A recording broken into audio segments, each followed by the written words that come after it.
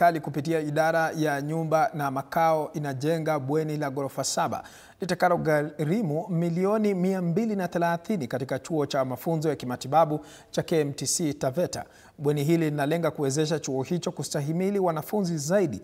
Tayari chuo hicho kinaanza kuwapokea wanafunzi watakaofanya kozi ya uuguzi kuanzia leo hii, huku hisia za ujumuishaji kwa kazi mbalimbali za serikali zikisheheni katika hafla ya kupeana eneo la ujenzi kwa mwanakandarasi. Julius Mariki na ukamilifu wa taarifa hii.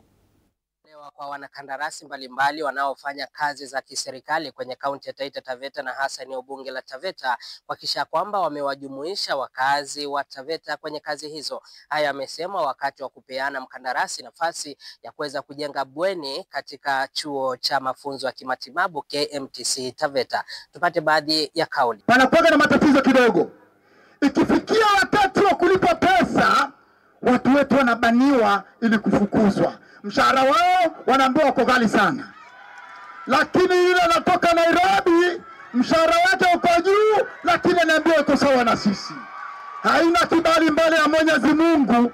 Ndani ya Ukristo na ndani ya Uislamu hapa hakuna haki. Na vinginevyo, mheshimiwa mbunge, ikifikia wakati wa kulipa, watu wetu wa Taveta mishahara yao inacheleweshwa. Lakini wale wa Nairobi mshahara wao unalipwa kwa wakati. Tunataka kuambia tumenyamaza, tumewaheshimu, lakini leo imefika mwisho. Hiyo naweza sema hata kwa rafiki yangu William Ruto. Kwa sababu William Ruto alituletea hii miradi ili watu wetu maisha yao yabadilike.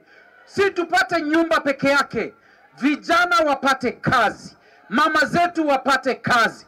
Na kwa sababu hiyo ndio maono ya William Ruto, mimi natamka kama mtoto wenu kwamba kazi zote, hata hizi zinaanzwa leo hapa, ni za watu wa Taveta. Hiyo nimetoa amri. Na tumekubaliana ya kwamba kazi zote ambazo zitajitokeza hapa tutawapa wakaazi wa Taveta. Kwa hivyo msikuwe na wasiwasi. Leo tumekuja kupewa site officially.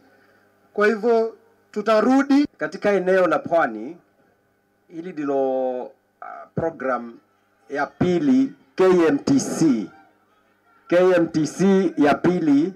Ya kwanza yenye tumefanya ilikuwa Port Reitz, lakini leo tuko hapa. Lakini nikiangalia ya hapa Taveta, it is a big scope, ni project kubwa.